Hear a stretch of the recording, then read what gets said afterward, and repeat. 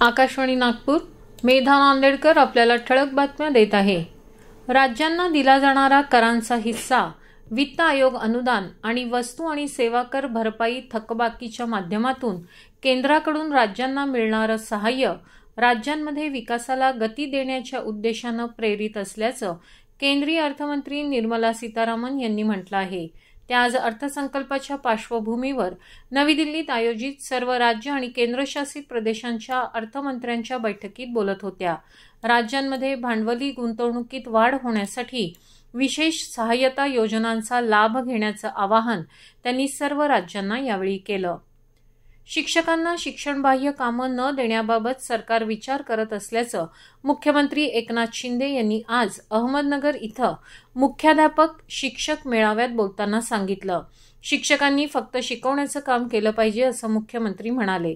तसंच 2005 पूर्वी सेवेत आलेल्यांना जुनी पेन्शन योजना लागू करणार असल्याचंही मुख्यमंत्र्यांनी सांगितलं.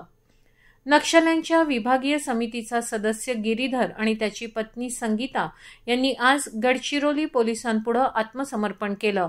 उपमुख्यमंत्री देवेंद्र फडणवीस यावेळी उपस्थित होते. गेल्या 4 वर्षात गडचिरोली जिल्ह्यातून कोणीही नक्षल दलममध्ये भरती झालं नाही, ही चांगली गोष्ट असल्याचं फडणवीस म्हणाले.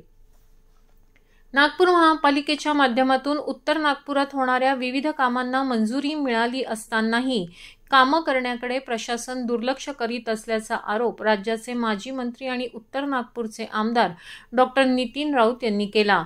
मनपा प्रशासनाला गांभीर्य नसून चालढकल करत असल्याचा आरोप करीत मंजूर झालेली सर्व कामं पूर्ण करण्यासाठी गती देण्याच्या सूचना महापालिका आयुक्त डॉक्टर अभिजित चौधरी यांना केल्या. डॉक्टर राऊत यांनी आज महापालिका आयुक्त डॉक्टर चौधरी यांच्यासोबत उत्तर नागपुरातील विविध भागात जाऊन विकास कामाची प्रत्यक्ष पाहणी केली. T20 विश्वचषक क्रिकेट स्पर्धेत आज भारत आणि बांगलादेश यांच्यात सुपर 8 फेरीतील सामना अँटिग्वा इथं सुरू आहे. बांगलादेशनं नाणेफेक जिंकून क्षेत्ररक्षण स्वीकारलं आहे. शेवटचं वृत्त हाती आलं तेव्हा भारताच्या 3 गडी बाद 77 धावा झाल्या होत्या.